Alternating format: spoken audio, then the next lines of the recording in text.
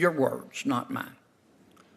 The problem with the Christian Coalition is not that they are Bible thumpers, parentheses, there are personal beliefs that often result from religious experiences, close parentheses, but that they are bigots.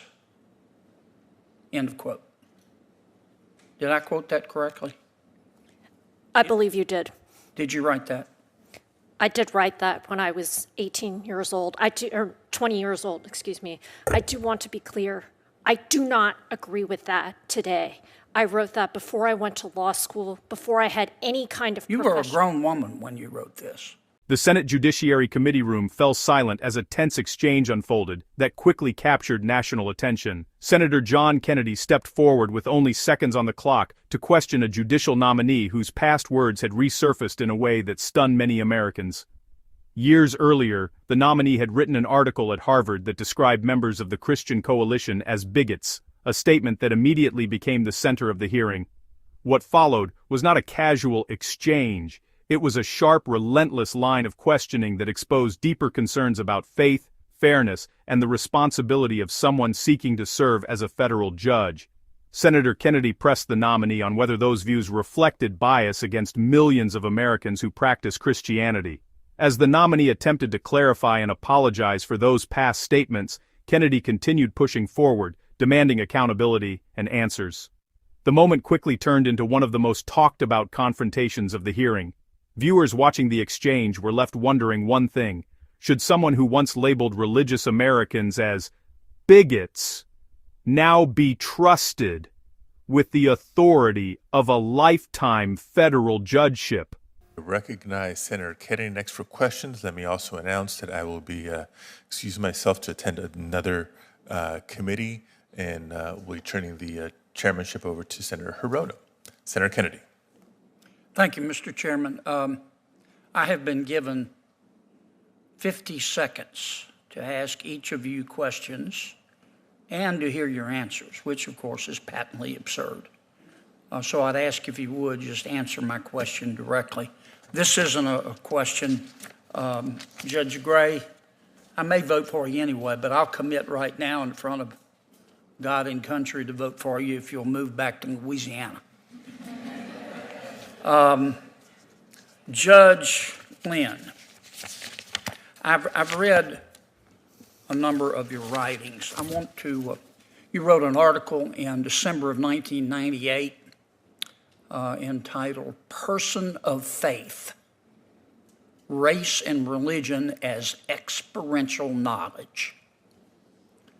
You wrote it in a journal called Perspective.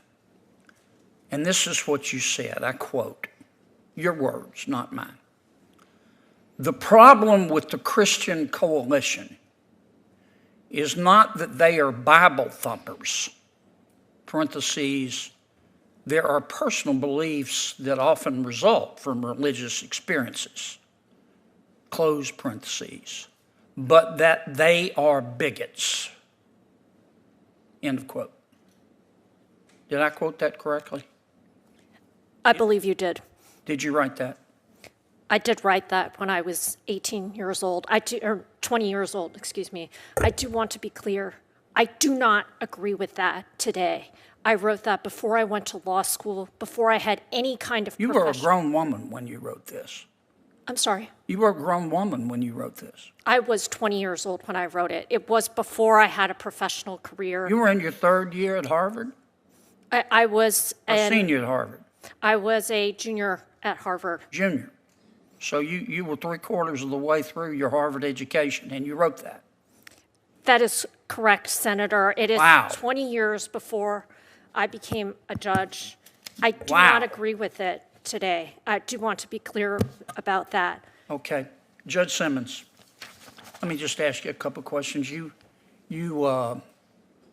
finished law school in 2004?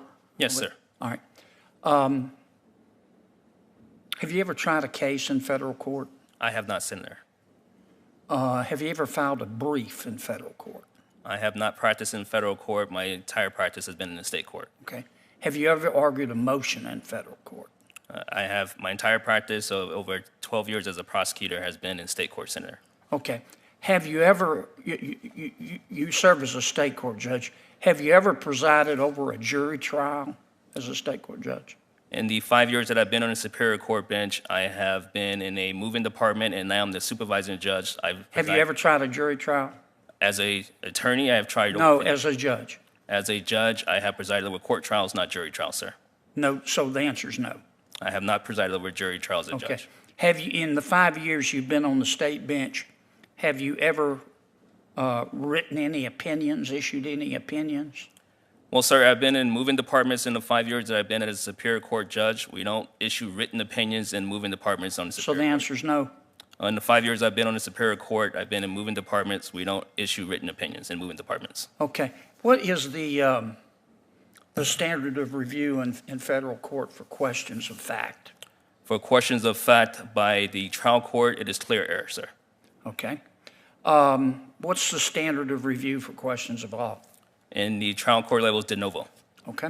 What is what's the holding in Map v. Ohio? Map v. Ohio, since I've been practicing as a district attorney for the last 12 years, as well as a Superior Court judge over the last 5 years, I know what the holding is. It escapes me as I currently sit here, but Okay. as a Superior... What's the Chevron doctrine? You'll see that a lot. Yes, Chevron deference refers to an administrative agency that's interpreting its own rule. It created a two-part step test. The first step in that test is whether Congress was clear. You know it. I got you. What's the political question doctrine? I have not, as a Superior Court judge, and over the last 5 years, and as a deputy district attorney for 12 years, I have not practiced in a federal court. So if I am so fortunate enough to be confirmed, I will obviously apply the applicable law. Okay, I want to talk about the United States Constitution. Is it a doctrine of plenary powers or enumerated powers? Enumerated powers, sir. Okay. I yield back 1 second, Madam Chair.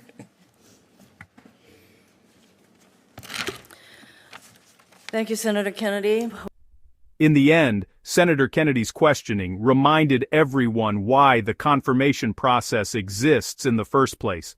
A lifetime appointment to the federal bench carries enormous responsibility, and nominees must be prepared to answer difficult questions about both their past statements and their legal qualifications.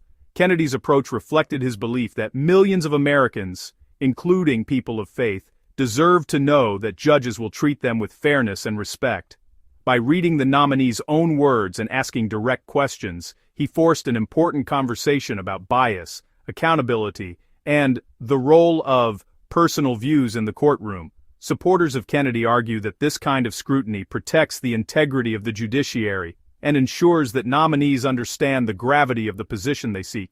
His persistence showed that senators should not simply accept rehearsed answers, but must carefully examine every nominee who may soon interpret the Constitution. In a system built on checks and balances, moments like this demonstrate why rigorous questioning matters. Whether critics agree with his tone or not, Kennedy's performance made one thing clear: the confirmation process should always prioritize truth, transparency, and respect for the American people.